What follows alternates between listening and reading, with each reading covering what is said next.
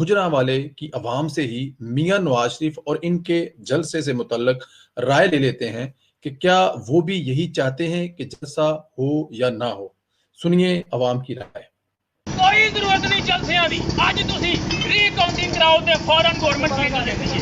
खान साहब नूं इन्ना तमाद है ना कि मैं सबसे ज्यादा वोट लेकर आया हूं ते खलवाओ हल्के मैं नवा खलवाओ जे तुसां एक मां दा दुध पीता ते खलवाओ हल्के अल्लाह दी रज़ा नाल अज गवर्नमेंट चेंज हो जाती है। ਅਸੀਂ ਆਪਣੇ ਮੀਆਂ ਮੁਹੰਮਦ ਨਵਾਜ਼ ਸ਼ਰੀਫ ਦੀ ਮੁਹੱਬਤ ਤੇ ਪੂਰਾ ਪਿਆਰ ਕਰਨ ਜਾਣਾ ਹੈ ਤੇ ਪੂਰਾ ਉਹਦੇ ਨਾਲ ਪਿਆਰ ਕਰਾਂਗੇ ਤੇ ਅਸੀਂ ਵੱਜ ਕੇ ਜਾਵਾਂਗੇ। ਜੰਜ ਵੱਜ ਕੇ ਜਾਏਗੀ ਪੂਰਾ ਢੋਣਾ ਦੇ ਨਾਲ ਤੇ ਵੋਟ ਕੋ ਇੱਜ਼ਤ ਦੋ ਦਾ ਨਾਰੇ ਤੇ ਕਾਇਮ ਹੋ ਤੁਸੀਂ ਇਨਸ਼ਾਅੱਲਾ ਤਾਲਾ। ਅਸੀਂ ਨਵਾਜ਼ ਸ਼ਰੀਫ ਦੇ ਨਾਲ ਆ, ਮਰਦੇ ਦਮ ਤੱਕ ਮੀਆਂ ਨਵਾਜ਼ ਸ਼ਰੀਫ ਦੇ ਨਾਲ ਰਹਾਂਗੇ। ਤੂੰ ਜਿਹੜਾ ਦਲਾਲ ਚੌਧਰੀ ਨੂੰ ਛੇੜ ਲਿਆ ਹੁਣ ਤੁਹਾਡੀ ਮੰਜੀ ਥੱਲੇ ਡਾਂਗ ਫੇਰੇਗਾ अल्लाह की रज़ा नाल।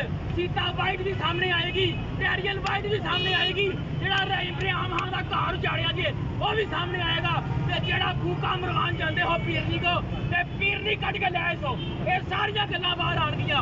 मंजी थले डांग फिरेगी खान साहब। हुण भाईजान 16 तरीक ਨੂੰ मैडम मरियम नवाज गुजरांवाले आ रही जलसा ਕਰਨ ਜਾਓਗੇ ਤੁਸੀਂ? इंशाल्लाह जरूर जावांगे जी।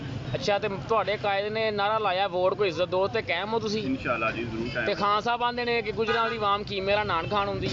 हाँ इमरान खान साहब के बारे जो आवाम होर बहुत कुछ होंगी है पर उन्होंने शर्म नहीं आनी है सुन के उन्होंने हंस के मुस्कुरा कह देना कि मैनू उसकी कोई परवाह नहीं है। मैडम मरियम नवाज आ रही है गुजरांवाले ते जाओगे जलसे? इंशाल्लाह गज वज के जावांगे। अच्छा जी गुजरांवाला जाएगा इंशाल्लाह ਤੇ ताला। ਤੁਹਾਡੇ ਕਾਇਦ ਨੇ ਨਾਰਾ ਲਾਇਆ ਵੋਟ ਕੋ ਇੱਜ਼ਤ ਦੋ ਦੇ ਨਾਲ ਹੋ? जी जी बिल्कुल ਅਸੀਂ ਆਪਣੇ ਕਾਇਦ ਦੇ ਨਾਲ ਕਦਮ ਨਾਲ ਕਦਮ ਲਾ ਕੇ ਚੱਲਾਂਗੇ ਤੇ ਵੋਟ ਨੂੰ ਇੱਜ਼ਤ ਦਵਾ ਕੇ ਹੀ ਸਾਹ ਲਵਾਂਗੇ। ਮਰੀਮ ਨਵਾਜ਼ ਸਾਹਿਬਾ ਗੁਜਰਾਂਵਾਲਾ ਤਸ਼ਰੀਫ ਲਿਆ ਰਹੇ ਨੇ 16 ਨੂੰ, ਜਾਓਗੇ ਤੁਸੀਂ? ਸਰ ਅਸੀਂ ਹਲੀ ਸੜਕਾਂ ਤੇ ਆ ਹਲੇ ਹੀ 17 ਨੂੰ ਘਰ ਜਾਣਾ ਹੈ। ਅੱਛਾ ਤੇ ਯਾਰ ਇਮਰਾਨ ਅਹਿਮਦ ਖਾਨ ਨਿਆਜ਼ੀ ਕਹਿ ਰਿਹਾ ਹੈ ਕਿ ਆਵਾਮ ਸਿਰਫ ਕੀਮੇ ਵਾਲਾ ਨਾਨ ਖਾਣ ਜਾਏਗੀ, ਹੋਰ ਕੁਝ ਨਹੀਂ ਕਰਨ ਜਾਣਾ, ਕਿਆ ਉਹ ਸਹੀ ਕਹਿ ਰਿਹਾ?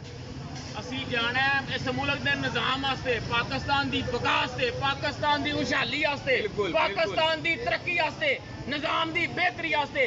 ਤੇ ਰਹੀ ਗੱਲ ਕੀਮੇ ਵਾਲੇ ਨਾਨ ਦੀ, ਇਸ हुकूमत ਦੇ कुल्ला ਦੇ ਕੀਮੇ ਵਾਲੇ ਨਾਨ ਖਾਵਾਂਗੇ। दोस्तों आपने सुना, एक तो गुजरांवाला की आवाम इस हुकूमत से तंग है, महंगाई ने अवाम का जीना मुश्किल किया हुआ है और वो मियां नवाज शरीफ और इस जलसे से मुतल्लक क्या चाहते हैं। और आपने सुना कि वो चाहते हैं कि जलसा जरूर होना चाहिए।